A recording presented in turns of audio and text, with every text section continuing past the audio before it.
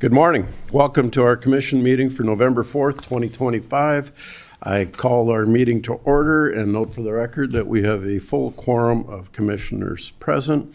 Before we get going, please silence your cell phones. And if you're going to speak today, we are required to have your name for public record. Please stand for the pledge. I pledge allegiance to the flag of the United States of America and to the republic for which it stands, one nation under God, indivisible, with liberty and justice for all. All right, look for a motion to approve our agenda. So moved. Second. Motion is second. All those in favor say aye. Aye. Opposed, same sign. Motion carries. Moving on to our consent agenda.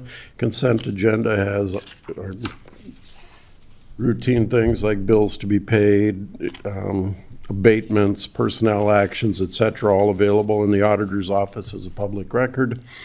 Anybody from the public like to comment on any item on the consent agenda? Commission, anybody want to comment or pull anything from the consent agenda? All right, look for a motion to approve. So moved. Second. Motion is second. Please call the roll. Kipley, Aye. Benega, Aye. Blyenberg, Aye. Heisey, Aye. Kipley, or Karski. Aye. Commissioner Kipley can vote twice. I'm okay with it.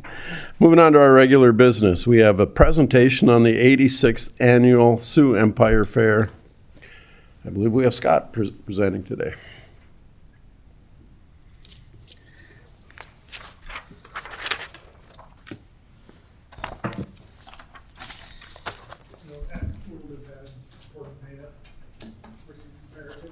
Thank you. It's okay. Thank you, Scott.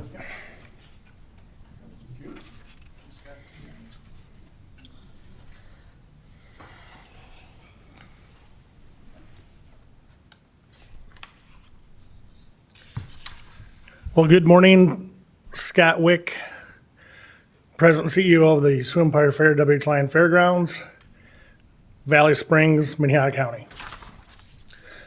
So we had a very good fair. We started off with a little bit of wind. We had some vendors come in early and had some tents blown down, but other than that, it was very good weather for the entire fair.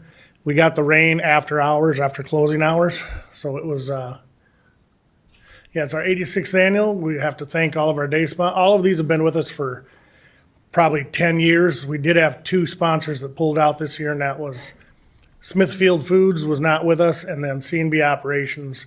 I believe they were in the middle of their sales, so they did not continue with us. As far as special events go, we had our second annual Fiesta Latina that was very well attended. We moved it from Friday to Sunday so more families could come out, and it was very successful. Dakota News now is on site Monday through Friday doing news and weather. We have our senior lunch that's sponsored by Wellmark Blue Cross Blue Shield that was very well attended, over 500 people. And of course, Ag Appreciation Day. And even though that the chamber has retired the livestock show, Ag Appreciation Day will continue. Then we added it is the second time we've had the Pig Pals event, and that's working with the pork producers where mobility challenge young people and people that probably aren't normally in ag can work with producers and show a pig in an arena and get judged. Special events, we did add Lucky the Lamb was added to daily activities, and it was a stuffed lamb that we hid at different places on the fairgrounds, and when kids found it, they would win either ride passes or day passes to get in. So that was a nice addition, got people to go all around the grounds. Then we had the Navy. We had the Navy that was there for the week, and they did the national anthem and flag ceremonies several times throughout the week during the Monsters in the Midway and also the championship rodeo.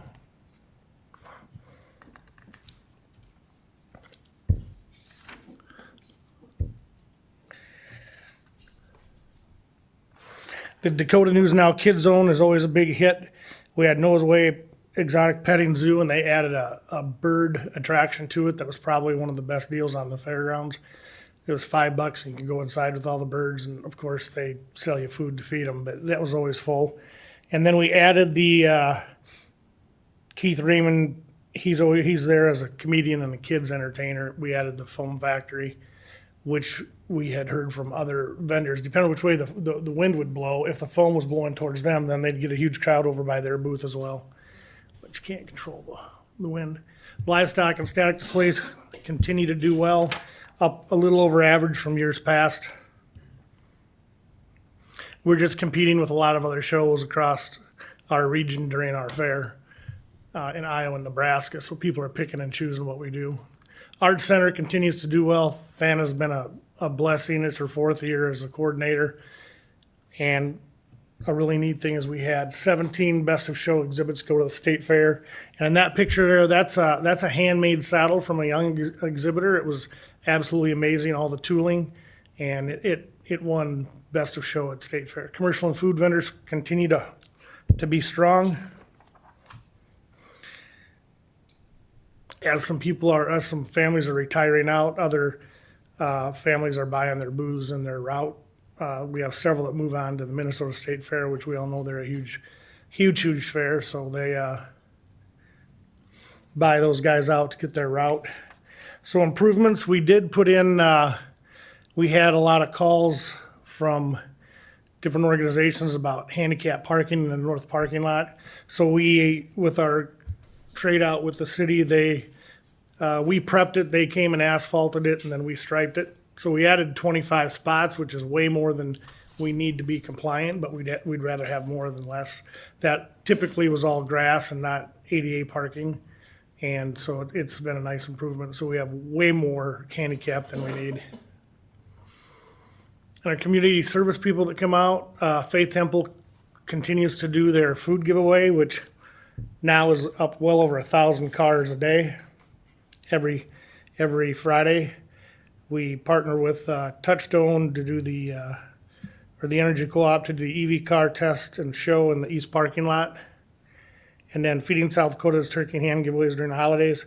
Sioux Falls Cares continues to do their giveaways during December, and I believe they're servicing over 1,000 households now with food and gifts during Christmas.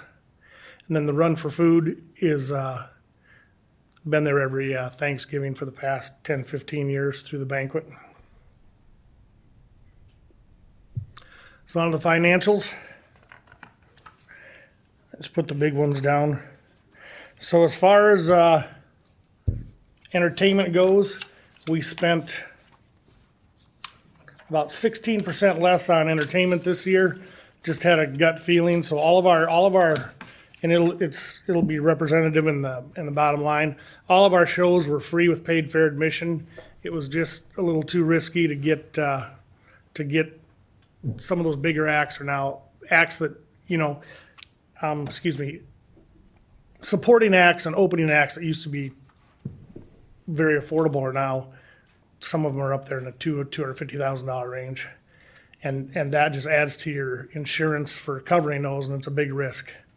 It's hit and miss, and the free fair format, free with paid admission format has been working now for the past 10, 12 years. So that's what we did. All of our shows were free.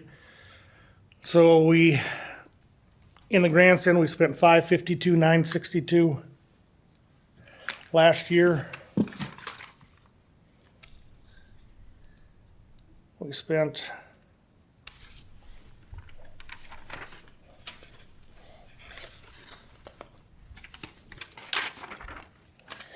$117,000 more. So we safetied up there and spent less.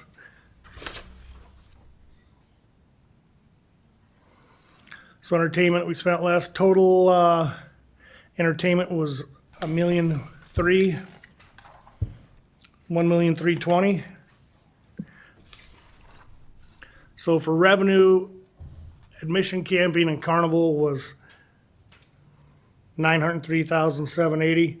Admission, total admission income revenue was actually up 14%.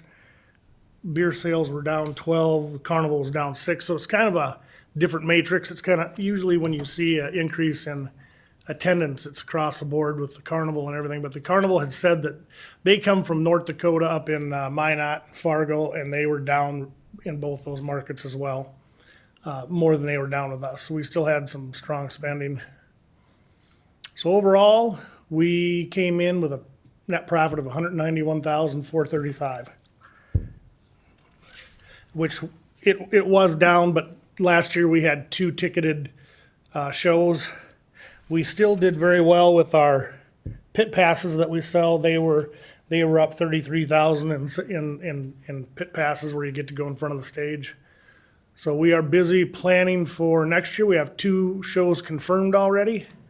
We just haven't been allowed to announce. So when we get to announce, we will, but we're definitely ahead of the curve there, and we'll continue through the fall to try and get everything booked, which we tried last year too, but it just was, we were struggling at the end to get things covered. So on behalf of the board and staff, we would like to thank the commission for all their support, and thank you, Commissioner Blindberg, for coming out and running a golf cart and helping haul people around. I believe you're out on Ag Day, correct? Yeah. So we appreciate any volunteers we can get, but we're just, I think I missed on, improvements. Mark Krenz updated some underground, high voltage that goes from the north end of the property to the south that we kept having ground faults with, so we're just continuing to plug away. So I would answer any questions if anybody has any questions. All right, Scott, before we do questions, we take public comment. Anybody from the public want to comment on the fairgrounds presentation? All right, I'll turn it over to the commission. Commission, any questions, comments? This is just a briefing, no action required. Commissioner Benninga? I'd just like to make a comment to Scott, to you and your staff for making the fair another positive experience for the region, and with your personal challenges and with the extra support of your board and the staff that you have employed. It's a wonderful job that you've accomplished, so thank you for all your work. Thank you. Other comments, Commissioner Ising? Mr. Chair. Good morning, Scott. I think we all, as commissioners and as citizens, want to see a successful fair. And what are the attendance numbers like? Have they been going up, down, basically staying the same? For the last 8-10 years, we don't put out attendance numbers. Just, it's kind of a trend through the fairs, because you can have, it's kind of like an auction sale. You can have 500 people there that don't spend any. I mean, I could have 100,000 people a day, but it really comes down to the bottom line. I mean, if you have great attendance numbers but they're not spending money, people think great attendance just is automatic success. But so we stick to reporting revenue and have for about the last 10 years. Thank you. If I may follow up, I know you do quite a lot of fixes, repairs, updates. What sort of bigger projects are you working on, or do you have any recommendations of how the commission can better assist the fairgrounds and improve that facility? How much time do you have? Yeah, right. Well, I think since Mark did the study on the Expo Center, and that's our largest building for generating revenue, we need to take a hard look at that and get the repairs done and the upgrades done in that, and modernize it so we can be a marketable building with the competition we have specifically in Huron with their brand new building. I mean, I think you start at one end and get to the other. I think you turn around and go back. I mean, there's just a lot of things that need to be updated. The power that Mark has improved and upgraded is a big blessing, because it didn't matter what event it was. You get in those hot summer months and all of a sudden something's out of power, and then you're shut down and everybody's angry. But then they got to come out and use special equipment to try and find it. But I think that's been, with the improvements that he's made, that should be mitigated now, I believe. And just out of sheer curiosity, how many paid staff do you have that work regularly on the site, and how many volunteers help out throughout the year? And most importantly, how can the public, if interested, volunteer and at the different events, or do you need certain work to be done? We have 6 full-time paid staff, and I have 4 part-timers right now. We just had Craig Leo, who was the facilities manager. This was his 41st fair, and he is retired now. So Tim is still there and transition to them. So we have Tim, John, and Julie in the office, and then I have a gentleman that's retired that winters down south and comes back, and all he does is mow in the summertime. He starts on one end, mows, and turns around and comes back. But yeah, and then during the fair, we probably have around 140 seasonal staff that come on. And if anybody wants to volunteer, all they have to do is give us a call, and yeah, we'll take them and get them working and running a golf cart, customer service, greeting people, handing things out. Excellent. Thank you. Yeah, thank you. Thank you, Scott. Appreciate you being here today. Appreciate the Yes, update. thank you. Moving I do on. have 2 board members with me. I got the chair of the board, Joe Hausman, and then my direct boss, Joe Beal, my wife. All right, thank you. All right, moving on. Public hearing to consider a liquor license renewal application for Red Rock Bar and Grill due to a liquor license compliance check violation by the applicant in the current license year. Good morning, Kim. Good morning, Commissioners. Kim Christensen with the Auditor's Office. We have received the 2026 retail on-sale liquor line license renewal application from the Red Rock Bar. A public hearing is required for this application due to the applicant failing a compliance check during the current licensing year. You were briefed on this compliance check violation during our May 20th, 2025 commission meeting. The Sheriff's Department conducted a compliance check on May 8th of this year, and during that check, an employee at the establishment did serve alcohol to informant under 21, breaking South Dakota Codified Law 35-9-1.1. This is actually the first violation for Red Rock Bar and Grill. The applicant was informed of the notice for a public hearing back in May, as well as during the renewal process, which we are just wrapping up. And the reminder letter for today's public hearing was sent on October 4th. And for your reference, they did pass the latest compliance check. All right, thank you, Kim. This is a public hearing for a renewal application. Is anybody representing the Red Rock Bar and Grill here today? Would you like to make any comments to the commission? Okay. Any opponents to the renewal application for the license?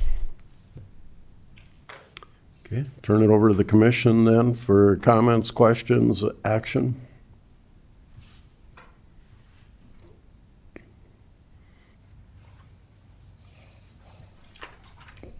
Mr. Chair, I guess I can just lead us off that it was good to see the vast majority from this latest compliance check passed.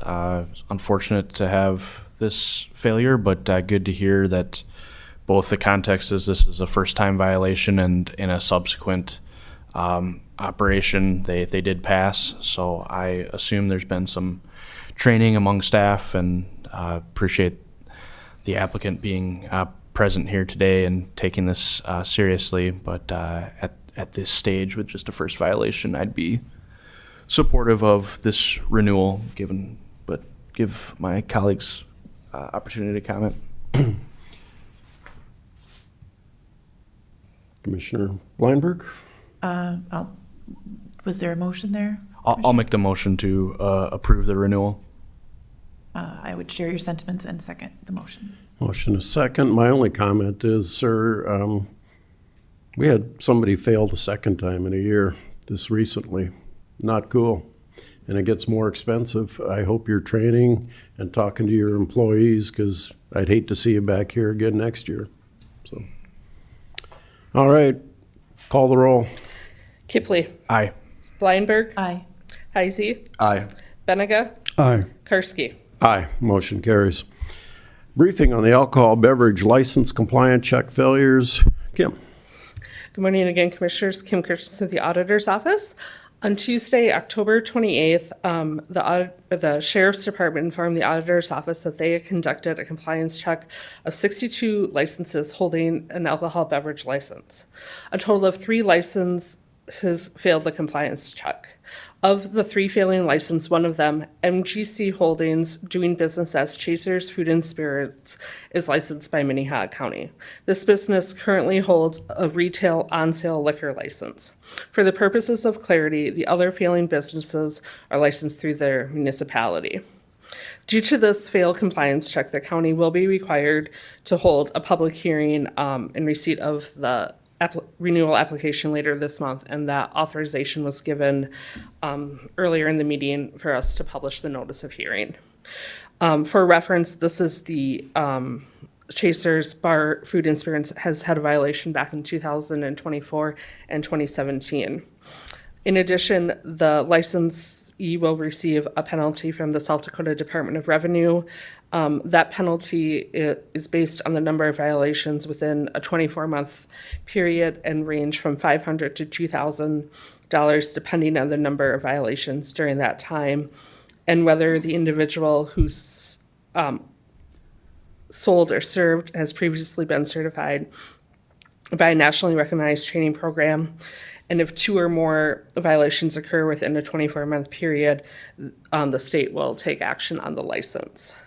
But for your reference, we did have 13 county licenses pass, and we do have a representative from the Sheriff's Department here, should you have any questions, in addition to myself.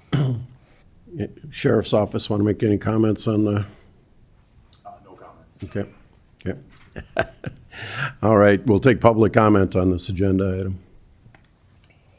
This is a briefing, there is no action. Any public comment on this? Okay.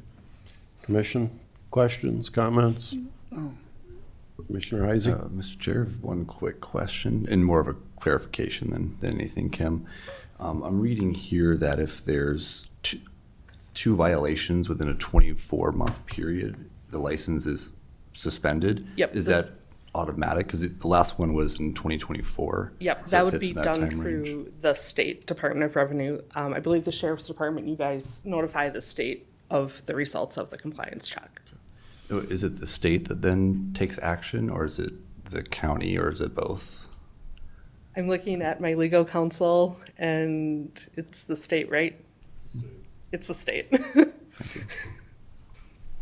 And it takes more than 2. The second one is in suspension from your comment, is Yep. that correct?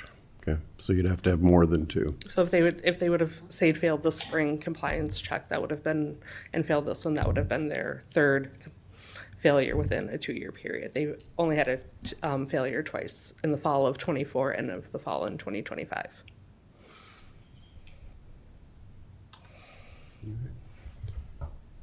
Thank you, Kim. Appreciate the briefing. Moving on. Consider a motion to approve the 2026 liquor and wine license renewal applications. Kim? Good morning again, Kim Christensen with the Auditor's Office.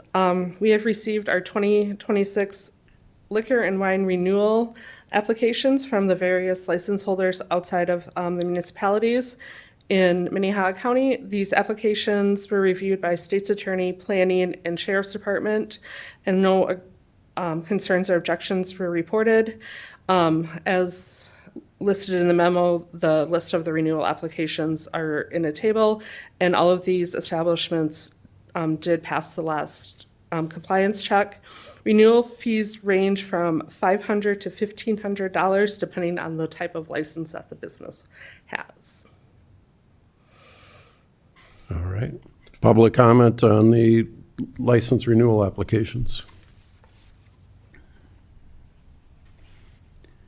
Commission, turn to you for action.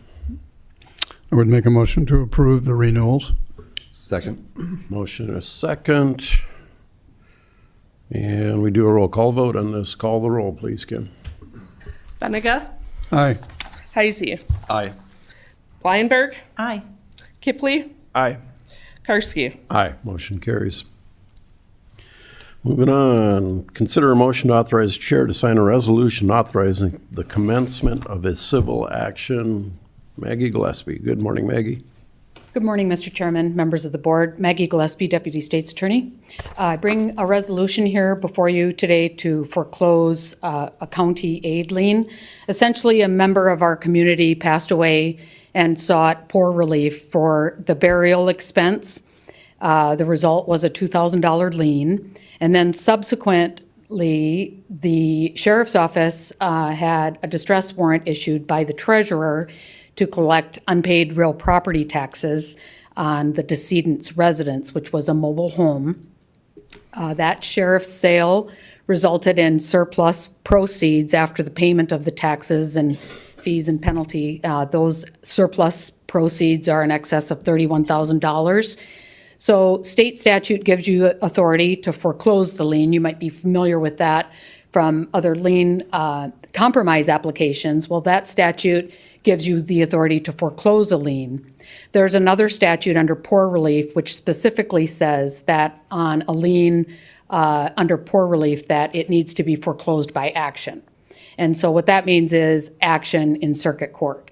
And so that's why we're here today, is to ask you to give us the authority to foreclose that lien and obtain a court order to apply a portion of those surplus funds to satisfy that lien. And so we're asking that permission to file that civil action. And then there'll be a need to ask the court what to do with the rest of the funds, because obviously the lien is only a small portion of that surplus which was generated from the sale.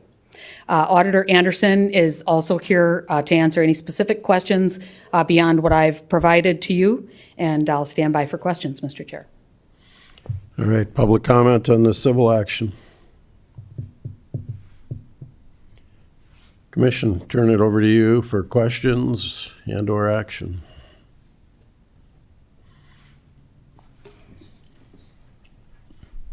I guess my question, I don't know if this is for the auditor. So the surplus money after all the liens and taxes are paid, does that go to the unclaimed treasury or unclaimed property fund at the state? Does it go, who holds that money? What happens to it? Currently, those excess funds are here at the county. Typically, if there's no resolution with those funds here, then like heir or somebody claims the funds, then those funds would go to the state. Correct me if I'm wrong. I think that in this case, there's other actions that may be taken down the road before those funds would be released to the state. Okay. So We don't keep any of the excess funds there. No. There is a process for distribution. there Okay. is, yes. Thank you. Other questions? Comments, action? I would make a motion to authorize the moving forward with the foreclosure. Second. And to be clear, it's a commencement of civil action. In a second. Call the roll, please. Benega. Aye. Heisey. Aye. Kipley. Aye. Blindberg. Aye. Karski. Aye. Motion carries. Thank you, Mr. Chairman. Moving on, consider a motion to authorize the chairperson to sign the 2026 Law Enforcement Services Agreement for 8 communities within Minnehaha County. Captain Bosman. Good morning, Commissioners. Joe Bosman, Minnehaha County Sheriff's Office. This morning I have in front of you a request to sign our 2026 law enforcement service agreements for the 8 communities that the Sheriff's Office is honored to serve as the primary law enforcement services. These towns include Baltic, Colton, Crooks, Del Rapids, Garrettson, Hartford, Humboldt, and Valley Springs. Each town has designated a weekly number of hours that we provide a minimum number of law enforcement services to. We do go over if necessary based on call volume and need that the community has, but this is a minimum number of hours that we will provide and charge for. The rate for 2026 is set at $45 an hour. This is a small increase. Generally, when we look at our contract rate hours, it's personnel costs. That's the biggest driving, as anybody knows in the county, what's the biggest cost? People. So we look at health insurance costs, salary costs, and we kind of come up with a formula for what is an appropriate number for hourly rate in those towns. One thing of note, Hartford with 100 hours, that doesn't take into account also that they pay outside of this agreement for a 1 FTE to be out there Monday through Friday, normal business hours. So the 100 hours covers the evenings and weekends for the town of Hartford, which puts it pretty much at a 24-hour coverage for Hartford, similar like we do in Del Rapids. Every town is given an opportunity to comment throughout the year if they need an increase of hours based on the growth of the community, any crime rates, anything like that. Communications with these towns, everything is, they're happy with the services so far. Crooks is the only one that's kind of been on the bubble a little bit. As you know, there's some growth there, and so with increased population, some additional services may be needed in the future, but as of for 2026, last we are going with is a minimum of 25 hours a week in Crooks. So with this, we will sign our part of the contract agreements. We'll send it out to each town for their governing body to review and approve as well. So that way we can hit the ground running on January 1, 2026. All right. Annual renewal, any public comment on this agenda item? Commission, turn it over to you. Mr. Chair, if I could just ask a Commissioner question. Bleinberg? Thank you for being here. Could you tell me looking at the compliance checks earlier, I was just questioning where you provide that service to our municipalities. Is that part of this agreement or is that a separate agreement? The compliance checks, those are just an outside service. So this is just the uniform patrol. They're out there doing their calls for service, checking business doors, being that presence, traffic enforcement. So the compliance check is above and beyond outside these hours that we provide. Okay, thank you. I'll make a motion to approve. Second. Motion is second. Call the roll. Bleinberg, Aye. Benega, Aye. Kipley, Aye. Isey, Aye. Karski. Aye. Motion carries.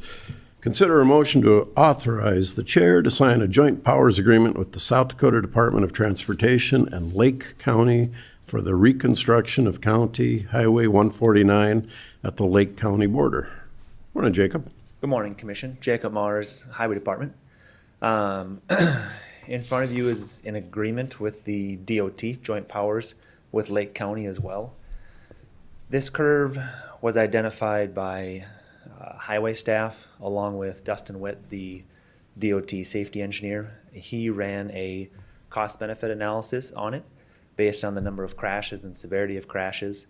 That came in over a 1, so it's more dangerous than it should be, and therefore there are funds available from the DOT and through the feds to improve this intersection. We have a lot of correction curves with our neighboring counties, and this is by far the worst one. The funds we have available for this currently in our budget are in 2026, 2027. Hopefully construction could start in 2027, but it might get pushed back to 2028. We'll know more about that once we get into design. But overall, this would be a huge improvement for the county, and the proposed curve ends up being designed for 65 miles an hour. So you could exceed the speed limit going through it and still be safe. That's general practice for designing roadways.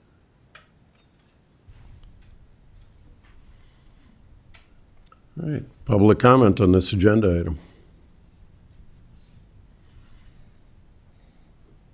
Commission.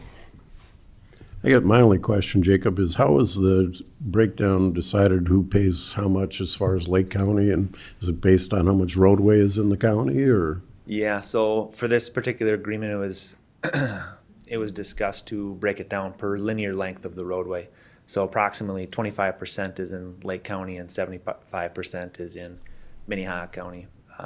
The DOT picks up 90% of the cost for both design and construction. The only costs above construction and design would be right-of-way, which would be a non-participating item. So each entity would have to pay for their own right-of-way purchase, which will be probably several acres on our part. So that'll be something to discuss within the next year, probably. Okay. I imagine we'd give some back and we'd gain some. Is that? We would, yeah. This is kind of an interesting corner right there. The township has a road technically that goes straight north and ties into the east-west road. And then that entire corner parcel there at the correction curve cuts off, that's actually a county H lot. That would be vacated and it would return back to the adjacent owner. All right, Commission, other questions, comments, action? Mr. Chair, good morning, Jacob. How many similar curves exist like this in the county, would you say? 2, 3, 4, 5, 6, 7, probably 7. But this is by far the most severe one we have. I imagine you have plans, 5, 10 years down the road to take a look at those similar projects, or? It's really all comes down to available funding and then how often are we actually having accidents out there. Several of the curves are designed very well. County Highway 137, which parallels I-29 to the west about 1.5 miles, 2 miles. That curve is designed very well. I don't see a need to do any improvements on that. But there are a couple of other curves in the county that could use attention as well. Thank you. All right. Need a motion? Make a motion to approve. Second? Motion is second, call the roll. Kipley. Aye. Blindberg. Aye. Benega. Aye. Heisey. Aye. Karski. Aye, motion carries. Consider bid results and motion to reject all bids for assigned truck body. Jacob, we're not buying a truck body. Not today, no, Commission. Jacob Mars Highway again. We purchased the chassis a month ago or so for the sign truck build, and then we put out a bid for the body itself. Our budget for that was about $192,000, and it came in at $266,000. It didn't follow all of the specifications that we had written into the bid, so we would recommend rejecting the bid, and then we will work with suppliers to find a solution to build the truck. Okay. Public comment on this agenda item. Commission. Just a question, if I could. Please. What is that process like? You said to move forward. So state law allows us to, if we don't receive any, and I'm going to get the word wrong, any good bids, then we can go out and find a vendor.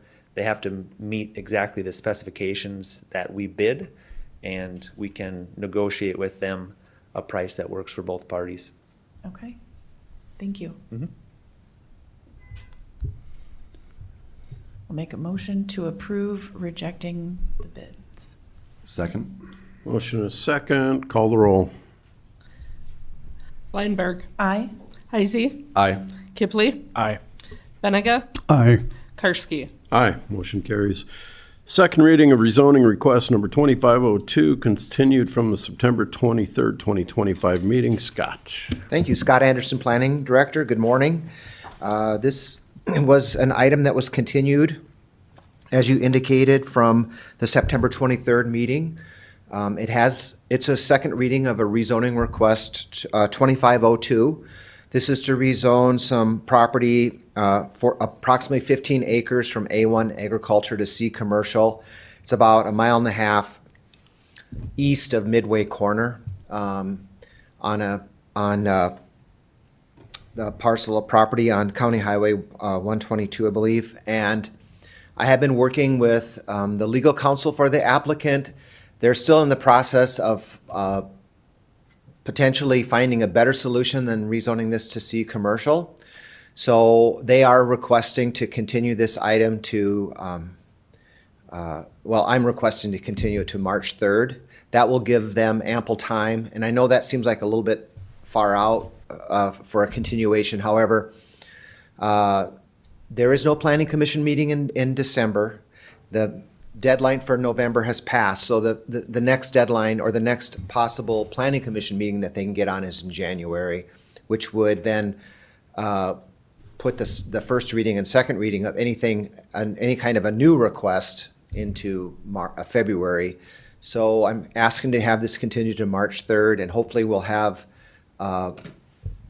something resolved, that might be a better solution. So a representative of the owner is here if you have any questions, but I could also answer them. It is a public hearing, and I'm asking to have it continued to March 3rd, 2026. Public comment on this item? Scott, are they reapplying? Why does it go back to the planning commission? Why doesn't it come straight to us? So the reason that wouldn't come straight to you right now is because more than likely they're going to be submitting a different rezoning request. And state law requires that you follow a process, and that process is first it goes to the planning commission. And then it would come to you. So basically there would be 2 concurrent requests. And at that March 3rd meeting, if they bring something forth that's more suitable and is recommended for approval by the planning commission, we would take action on that, approve it, and then you basically would deny the second request. Okay, so they have to pay to refile and notify and That's all that correct. stuff. And we're going through the entire process because it potentially is a different rezoning request. They may be looking at a plan development, they may be looking at some amending a zoning ordinance. I mean, there's options to them, and they're exploring all those right now. Okay. So the request is to extend this to March 3rd. 3rd. Okay. Is it third commission meeting? I didn't look at the calendar. March 3rd is the first commission meeting. Okay, thank you.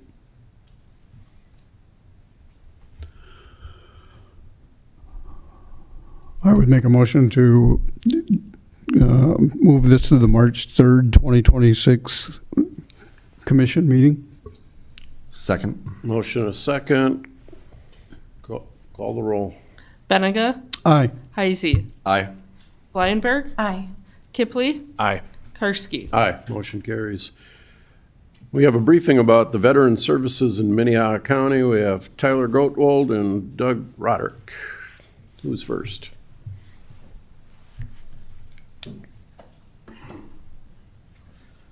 Morning. Morning. Please identify yourselves. Yes, sir, I'm please. Doug Roderick and Tyler Rule. Thank you. So, you guys have a briefing ready for us?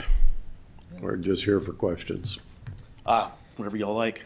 Oh, if you have a briefing, go ahead. Yeah, so they said Operation Greenlight was coming up. That's going on from November 4th through the 11th. And basically that's just us lighting up our windows of green light in support of the veterans. Okay. Veterans Day is next Tuesday. Of course, the county is closed for regular business. And I know that Chamber of Commerce has their Veterans Day program. I'd encourage as many people as possible to attend that. I do every year, and it's a great event. So, Commissioner Heisey last week mentioned the Operation Greenlight, which is a national program put on by the National Association of Counties. You had questioned that. I don't know if any other comments or questions on Operation Greenlight. Any public comment on this item? Mr. Chair, I was thinking since we have both of you here, you could speak to the work you do on a regular basis and to fill in the public and what services you offer and what you can help them with. Yeah, so primarily just compensation claims. So veterans who have served and have any kind of service-connected injury, we help them file those claims. And those can extend to a lot of other benefits that they're entitled to as well. From there, they go on to education benefits, the GI Bill, to DIC benefits for spouses, disabled veterans that passed away, and then onto their children as well.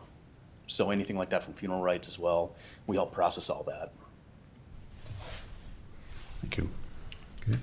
Gentlemen, thank you for your service. Thank you for the work you do for the veterans of Minnehaha County. It's greatly appreciated. So where can you be reached? How can you be reached? Minnehaha County Health and Human Services Building, sir. Okay, so right over here on Main Avenue. Yep, 521 North Main. All right. Thank you. All right, moving on. Consider a motion to declare a holiday pay benefit for December 26, 2025. Morning, Tom. Good morning, Tom Greco, Commission Administrative Officer. So as the title implies or states, This is a request for the commission to designate December 26th as a paid holiday for employees across the county.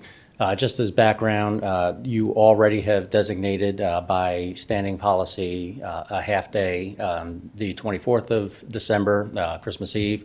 Of course, Christmas, the holiday in itself is a holiday day off. The request here is to grant an additional day on the 26th. Currently, the state, UJS, and some other jurisdictions, City of Sioux Falls being one of them, have designated the 26th as a holiday as well. The commission does this very sparingly, doesn't do it every year, and certainly, puts a good amount of thought into those holidays that can get designated above and beyond the regular ones that are within our standing policy. So in recognition of the great work that county employees have done this year, given the timing of the day off, it is recommended by staff that it be designated as a holiday. So December 26th would be a holiday in addition to the already standing half day on the 24th and, of course, the 25th. All right, public comment on this agenda.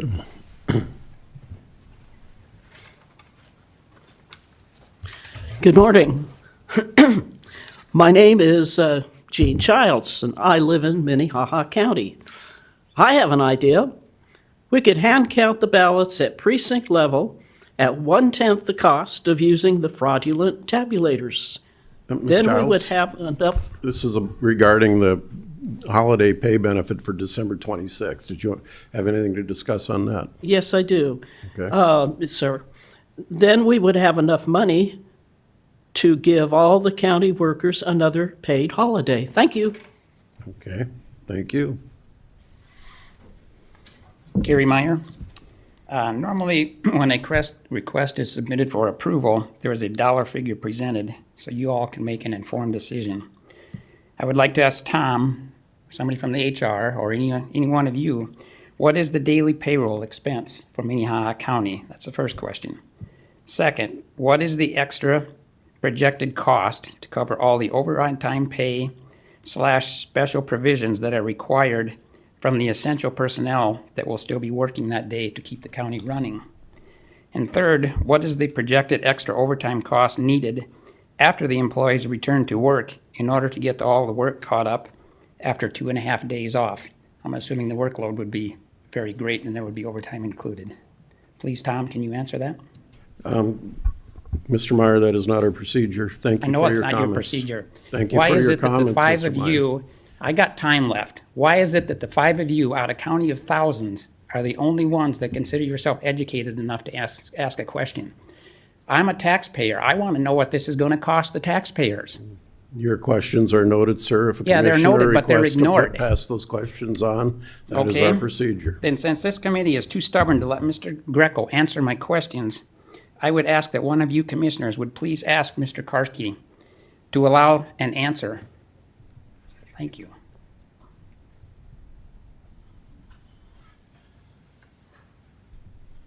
Commissioners, I'm John Coonery from Minnehaha County, and anything I say is not a reflection on the interaction we've had with over the last several years with county employees, our auditors department, and others. We've had very good interaction with them. However, what I see is, first of all, I think that it needs to be clarified whether this is an ongoing holiday, because that was not clear, or is this a one-time, because that would make quite a difference.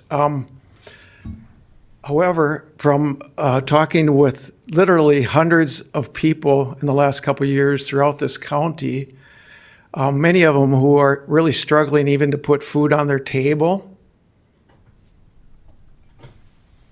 and to pay their taxes like we all did last week, including the opt-outs, where Minnehaha County did not stay within their budget again. This never was brought up that we've got to give people more paid time off. I've never heard that.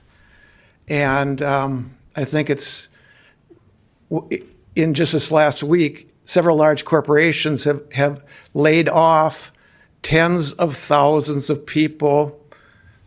That's in different parts of the country. Some of them are right here in South Dakota. I know some of those people in another location.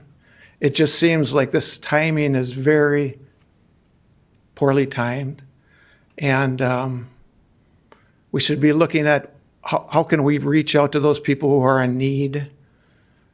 Like every Friday that we volunteer at the food giveaway, and we see from 1,120, 1,320 the week before, up over 1,500 people coming to get boxes of food to help them feed their families. We should be taking our eyes off of ourselves and seeing what can we do to serve our community better, maybe with the same amount or even less. Because this next session, I guarantee you, our legislators have the attention of people, and there's going to be actions taken regarding property taxes and TIFs and other such things that are putting undue burden on our people. And I don't think that this is the time that we should be doing this. Thank you.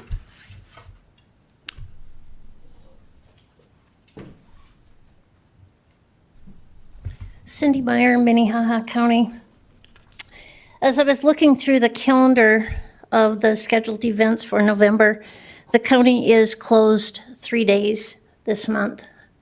Seems kind of excessive, day after Thanksgiving. Anyway, much of my professional career was spent working for the Evangelical Lutheran Good Samaritan Society, which is a business that offers senior care, much of which was nursing home care.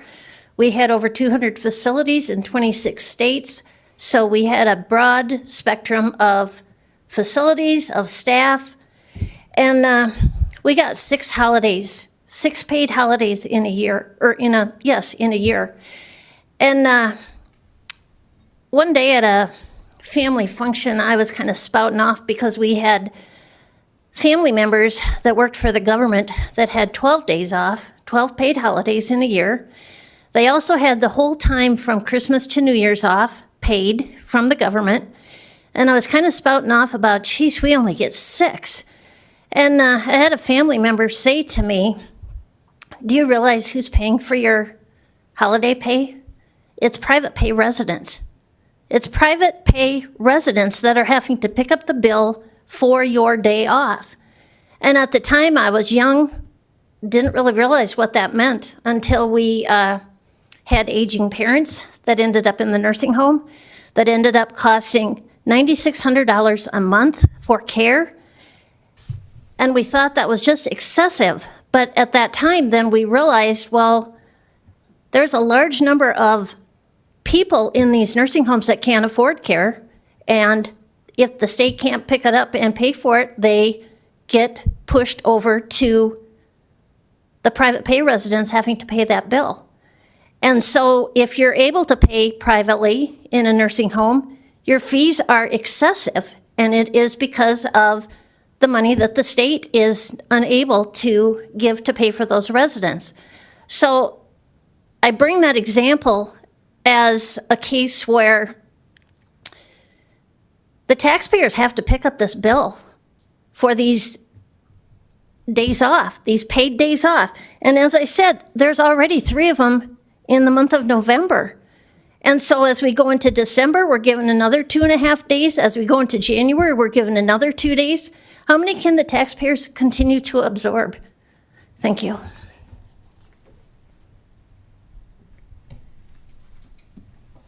All right. Commission, any questions for Tom or comments?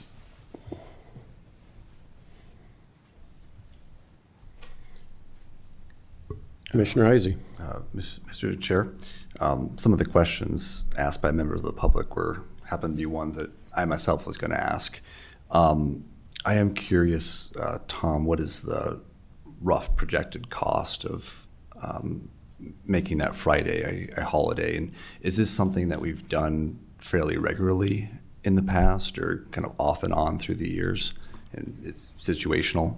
Yeah, I would say it's done off and on throughout the years. It is definitely situational.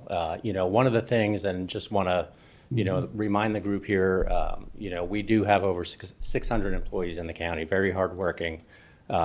these are done very sparingly. We just went as a county through a compensation and benefits study, primarily because we are trying to identify and determine how to best retain and attract the best quality employees that we can. So this, in part, stems from that idea of, or providing a benefit to employees. In this case, on the fly. I understand it's somewhat unconventional from some other years, but it is certainly not unprecedented. The other thing that I think is important to note is the fact that UJS and the state are closed on the 26th. They're also closed on the 24th, and I'm not passing judgment on their decisions, but I do want to, just remind the group here that on those days where the state and UJS are off, a very large portion of our staff remain, for all intents and purposes, I don't want to say inactive, but underutilized because, either court's not in session, and there is some court that will be in session, of course, with the jail. But, when it comes to interactions with the state, dealing with, whether it's in the Register of Deeds office, Treasurer's office, et cetera, I do, just from a staff perspective, and somebody who sees the hard work people do every day, do think that this is certainly well-deserved and wise. And just to follow up briefly, what departments do have staff that are working on that day? I imagine the Sheriff's Department, Emergency Services. It would certainly be the Sheriff's Office, Juvenile Detention Center. There will be some attorneys who are involved because, of course, there will be some hearings at the jail. But generally those are our folks that will be working. And of course, we always stand the possibility of calling out, say, the Highway Department if there's a weather event or something like that. Thank you. Mr. Chair. Commissioner Blankenberg. Thank you. I noticed that Carrie Deaver was here, and I had a few questions along those similar lines, thinking that compensation study that we just have completed and are working on really outlined for us the need and the cost of doing business to be able to maintain the excellent staff that we have and to be able to retain and recruit and keep those people and let them know that they're valued working here.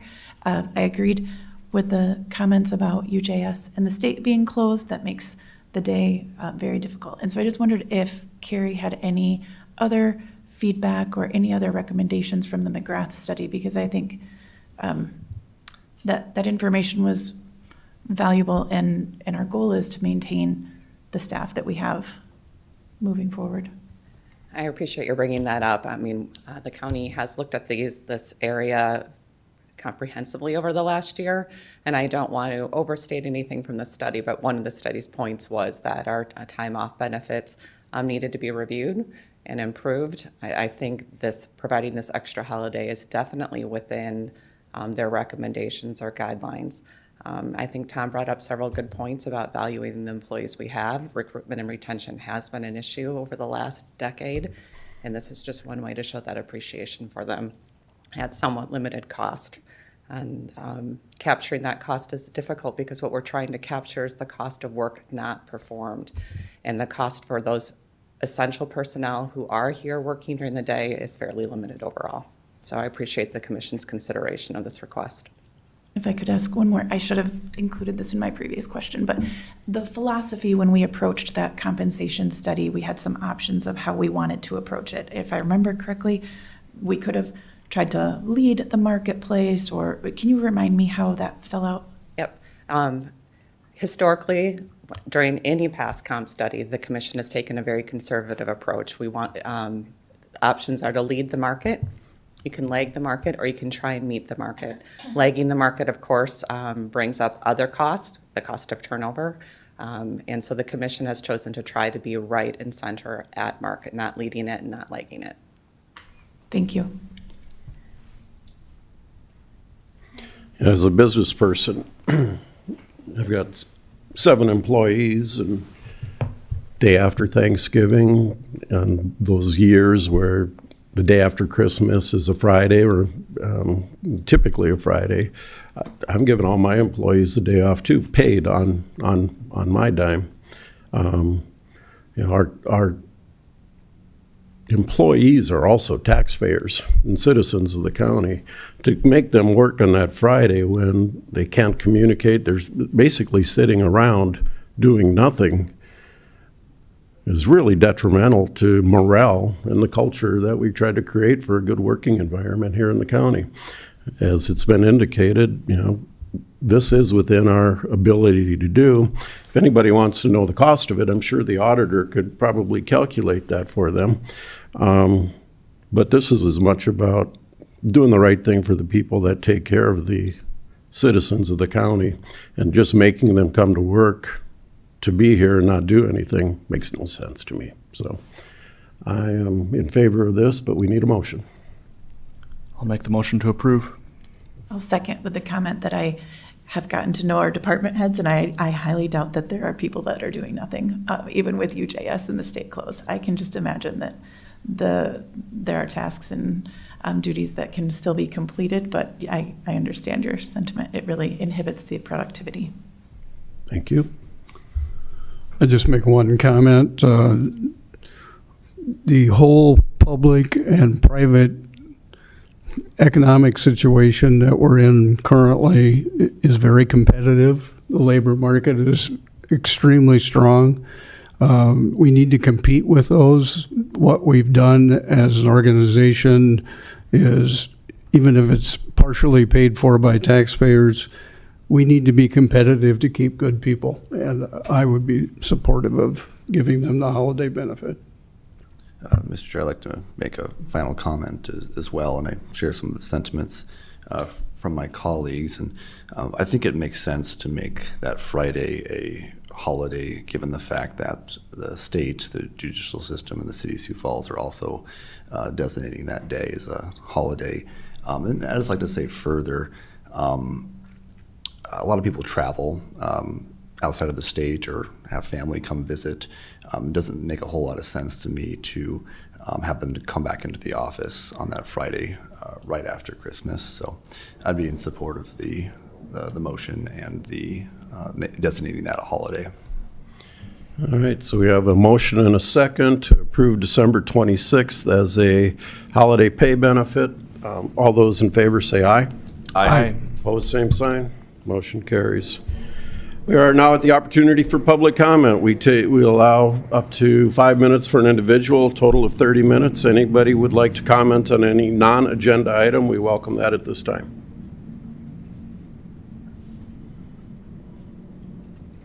Gary Meyer, taxpayer of Minnehaha County. To close the office because the employees are going to be sitting around with nothing to do is one of the lamest excuses I've ever heard. And I noticed the dollar amount was never answered. So you passed a resolution, Dean, I'm over here, Dean. You won't even look at me. But you passed a resolution that's going to cost the taxpayers money, and you won't even give us a dollar amount. For a county that is struggling for money, so much so that you all voted out of any tax increase limits put on by the legislator, I am just dumbfounded that your commission administrator officer would even have the gall to suggest this. I thought you were broke. That's what you told us. Do the county employees not get vacation time? As Cindy stated, the Good Samaritan Society didn't give all these holidays, but they gave us vacation time. So they didn't have to shut down the office. They didn't have to stop taking care of the residents. They always had staff available, and they weren't sitting around doing nothing. So use vacation time. That's what you give your county employees vacation time for. What's next? 2 days off for the 4th of July? Government workers already get 11 days. New Year's Day, Dr. Martin Luther King Day, Memorial Day, Juneteenth. No normal person even knows what the hell that is. 4th of July, Labor Day, Native American Day, Veterans Day, Thanksgiving Day, the day after Thanksgiving, half a day for Christmas Eve, Christmas Day, and now the day after Christmas.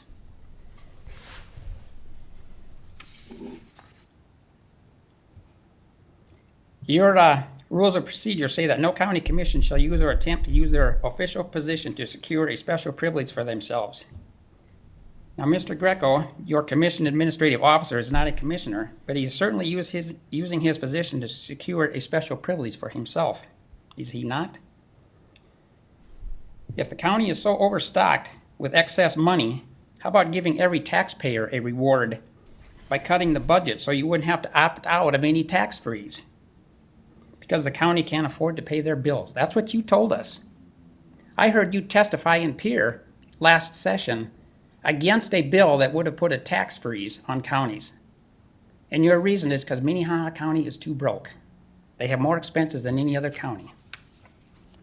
And yet, let's just give the county employees a day off. What the heck? You commissioners are drunk on our money. In December of 2023, your commission administrator's officers recommended you sign a letter urging the Army Corps of Engineers to choose either option 2 or 4 in updating their Dakota Access Pipeline Lake Oahe crossing. There were 5 options, but not one of you asked for an explanation of the other 3. You blindly followed the commission administrator officer's lead. I went back and looked it up. Now I know why. Options 2 and 4 were the only options that guaranteed the flow of money into Minnehaha County would not be disrupted.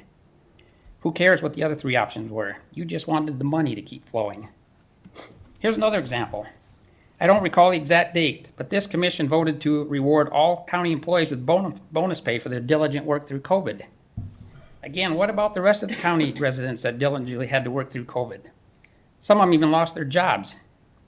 Everybody was struggling through COVID, but yet you unanimously voted to give only the county employees bonus pay at the extent of the taxpayers. You guys see what you're doing? And just a couple weeks ago, you all voted to add an addition of 6,600 square feet to the Juvenile Detention Center project, even though there was absolutely no need or reason to add this space. The addition, and I quote, "This addition would just be a shell with no interior walls," end quote, until somebody could figure out what to do with the extra space.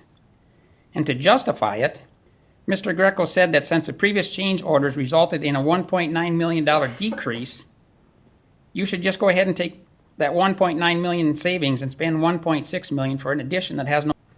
What about giving that $1.6 million back to the taxpayers? Do you ever consider the taxpayer? A few months ago, I watched you all discuss the 2026 budget. There were some good questions and suggestions provided by the commissioners for a way to reduce it. But it appeared it was just lip service, because you never reduced the budget at all. Your attitude seems to be, let's spend to our heart's desire, and then we'll just adjust the budget and make the taxpayers cough it up. You voted to opt out of the South Dakota State Legislature's tax limits because Minnehaha County had just too Thank many you, Mr. expenses Meyer. than You're other done. towns. I have one sentence left. No, you're done. Thank you. Maybe Please COVID sit. bonus pay. Mr. Meyer, you're 1.6 done. million. I'm going to talk over you. You are Throwing in done. extra Your county 5 minutes holidays is up. You need to You can start have a seat considering right now. for Thank the you. taxpayer. And that 5-minute rule is Mr. something Meyer, that you said. you're done. We did not vote on that. That is not a law. Mr. Meyer, That's your rules that you are permitted by imposing upon state the taxpayer. statute. And I think You're you need to done. start considering the taxpayer. Mr. Deputy, would you Mr. Deputy, have me escort arrested. him out of That's the room, always your please? answer. Isn't it? You're going to be escorted out, sir. Yes, I will be escorted out. Yes, thank you.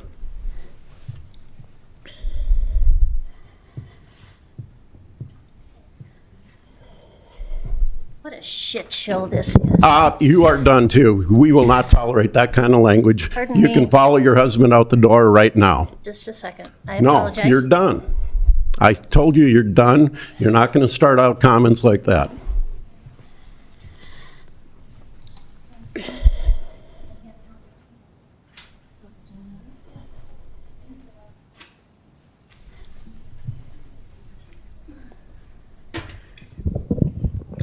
Penny Baybridge, Minnehaha County.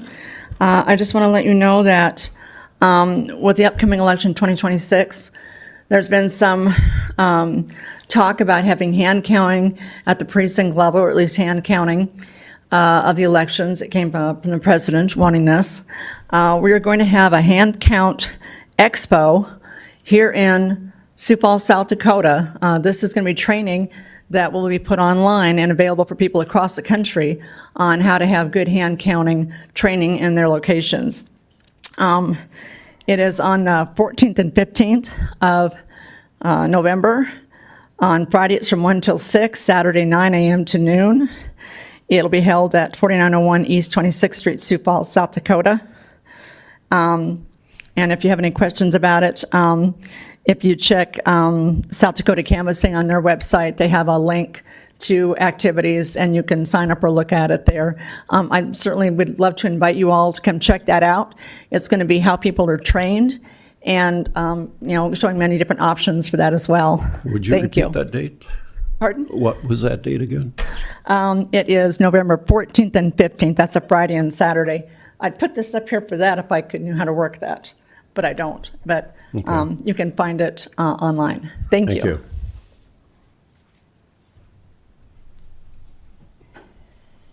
I'm just going to finish reading Gary's statement. I just think it's important for the people to be heard, and I'm kind of just, I share a lot of his sentiments. Jennifer Foss, Minnehaha County, I share a lot of his sentiments because I'm a taxpayer, I'm a business owner, I'm a neighbor to some of you, I'm a friend to some of you, and it's getting tough out there. And so to see excessive spending and no means to cut anything is getting really hard to see from friends that we put up there. So I'm just going to finish what he said, and I'll just start with a line before. Your attitude seems to be, let's spend to our heart's desire, and then we will just adjust the budget and make the taxpayers cough it up. You voted to opt out of the South Dakota legislature's tax limits because Minnehaha County had just too many expenses that other counties didn't incur. Maybe COVID bonus pay, or a building 1.6 million shell structures, or throwing in extra county holidays are things you need to start considering putting a stop to if you ever want to live within your means. Thank you. Thank you. Anybody else for public comment? Thank you, Mr. Chair. Committee, John Coonery, Minnehaha County. I'm just going to pause just for a minute. And thank you for acknowledging, and for the veteran service people that were here, for remembering that next week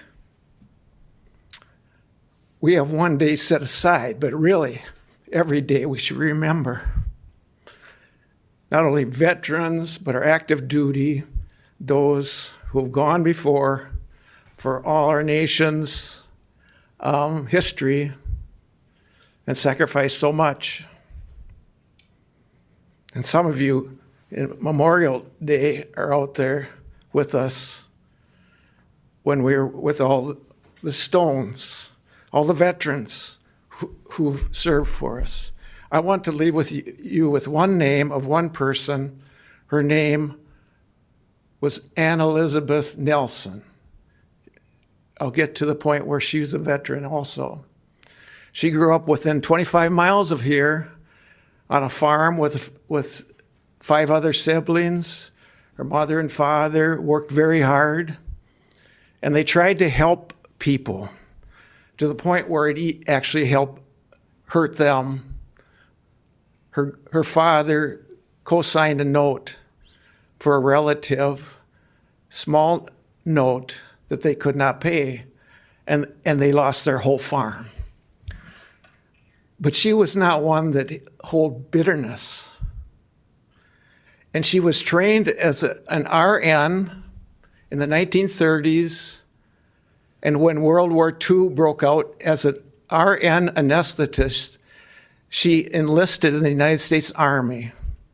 In the winter of 1943-44, she and her 217th Army Hospital went across the dangerous North Atlantic in the worst of storms and set up in England, and were ready there and took casualties from Normandy Beach on D-Day. And shortly after, they went into France when it was still a war zone. But she would only tell her children the good things, the kind things that people did for other human beings, even some that were considered the enemy, that treated German severely wounded soldiers. Even 60 years later, when she would tell that, you know that it would still bother her. But she was a wonderful mother. She was part of American Legion, VFW, cared for individuals, gave anesthetics in small hospitals for the remainder of her, because that was her calling. And she raised 3 young people who had the best mother, most loving mother. And how do I know? Because Ann Elizabeth Nelson Coonery was my mother. And so this Veterans Day and each Veterans Day, we know that there are millions of other such stories, not only of veterans. Just on the way here, I tried to get here on time, but the streets were blocked off by sheriffs and police. I don't know what happened on 43rd and Marion, but we pray for the safety of those people. And we pray for the safety and blessings, the memories of those that have gone before and those still living.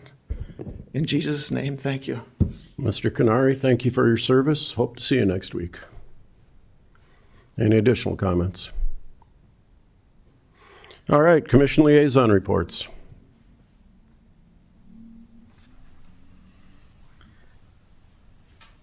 Don't look like we have any. Non-action commission discussion. None of that either. All right. We do have a very brief executive session following our meeting for the purposes of South Dakota Codified Law 125.2, 134, and 6. Look for a motion to go into executive session. So moved. Second. Motion and a second. All those in favor say aye. Aye. Opposed, same sign. Motion carries. Yeah, we'll be next door. Thank you.